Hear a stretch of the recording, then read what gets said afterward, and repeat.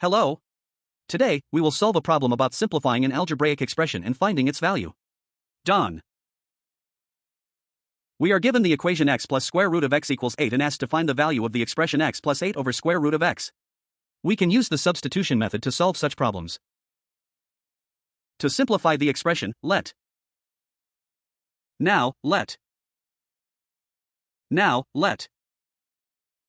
From the first equation, we know that 8 is equal to y squared plus y. We will use this information. Now, let. We can write the fraction as two separate terms, y squared over y plus y over y. Now, let. We initially found that y squared plus y equals 8. If we substitute this value, the expression becomes 8 plus 1. As a result, the value of the expression is 9. If a plus square root of a equals 12, what is the value of the expression a plus 12 over square root of a? In this problem, we saw how to find the value of another expression using a given equation. The substitution method is a very effective way to solve such problems. Done.